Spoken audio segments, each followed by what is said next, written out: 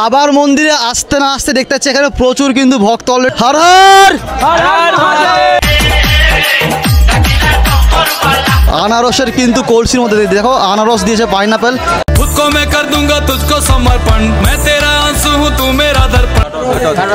কাটোয়া থেকে আসছো 24 জন।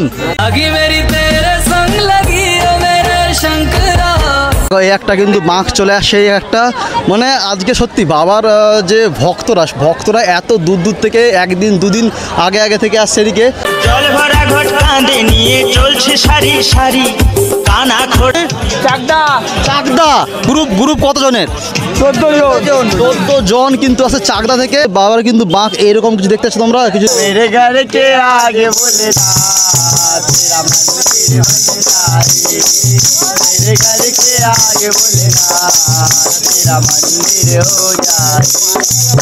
দোকানদানি কিন্তু এখানে এরকম প্রচুর পাবে দোকানদানি। আর তার সঙ্গে চলে আসে বজরংবলীর মন্দির দেখতেছ বাবা বজরংবলী বাবা লোকনাথ তো আছেই। এই হচ্ছে বাবা বজরংবলী বাবা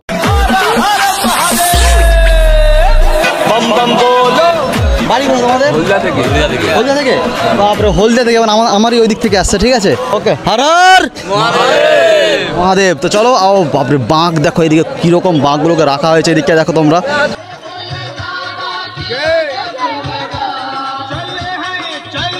তুমি আসছো কোথা থেকে? আসছি তোমার বর্ধমানের সাইড থেকে। বর্ধমান সাইড থেকে আসছো? কতজন আসছো? আমার তো পুরো টিম আছে এই যে আমার টিম পুরো টিম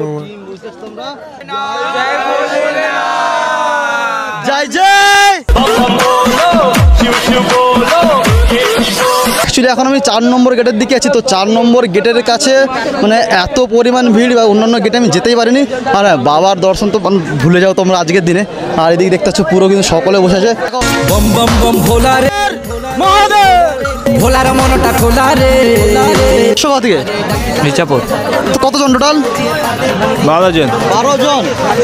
অ্যাকচুয়ালি এই বাঁক কিন্তু সত্যি কথা বলতে প্রচণ্ড ভার তো হয় মানে প্রত্যেকের কাঁধে ভার মানে চেঞ্জ করে আনা হয়।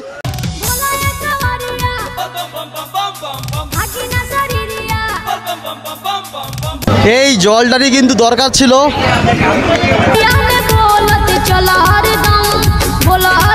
আজকের দিন শুধু ভিড় দেখাচ্ছি কারণ বুঝতে পারছো কীরকম পরিমাণে বাবার ভক্তরা আসছে অলরেডি। শ্যাওড়াফুলি থেকে এই তারকেশ্বর দূরত্ব প্রায় 35 কিলোমিটার। তো অনেকে কিন্তু খুঁড়ে চলছে, অনেকের কিন্তু অভ্যেস নেই মানে চলার যে হাঁটার অভ্যেস এই অভ্যেস নেই, তবু কিন্তু বাবার কিন্তু টানে বাবার ভক্ত হয়ে চলে আসছে অলরেডি। আগে দেখো পিছে দেখো বম ভোড়ে কি মস্তি হ্যায় আগে দেখো পিছে দেখো। আসছো কোথা থেকে সকলে? হাওড়া থেকে।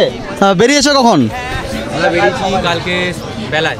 बम बम बम बम बम बम बम बम।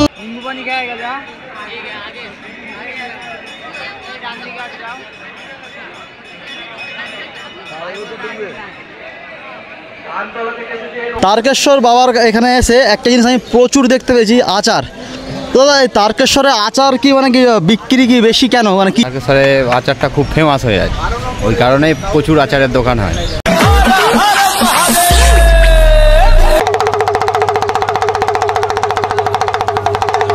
সত্যি প্রচুর কষ্ট, অনেক মানুষ হাঁপিয়ে গেছে, খুঁড়িয়ে আসছে, অনেক কষ্ট।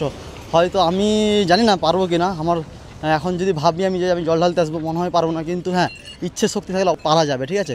ভোলে ও ভোলে। সত্যি কথা বলতে আর মনে হচ্ছে এখানে সম্ভব নয়, এই দিকটাই দেখো আমি পারবো না, আমার দ্বারা সম্ভব নয় কারণ ভিড় দেখো কতটা আরও বেশি হয়ে গেছে রেলওয়ে স্টেশন পার করে। আর এটাই হচ্ছে শ্রাবণ মাসের প্রথম সোমবারের বাবা তারকনাথের মন্দিরের এইরকম ভিড়। আমার শরীর জবাব দিয়ে দিয়েছে, কিন্তু যারা আসছে বাবার কাছে ভক্তি ভরে আসছে যারা 35 কিলোমিটার দূর থেকে, সত্যি মানে এক কথায় একটা যুদ্ধ বলতে পারো, বাবারই একমাত্র টান ছাড়া এখানে সম্ভব নয়। তো সকালে কিন্তু কমেন্ট বক্সে জানা লেখো অবশ্যই। তো হর হর মহাদেব, আর একটু শেয়ার করে দাও যারা আর কে কোন জায়গা থেকে দেখছো অবশ্যই জানাতে পারো। আজকের দিনে কিন্তু স্পেশাল ট্রেন প্রচুর কিন্তু দিয়েছে।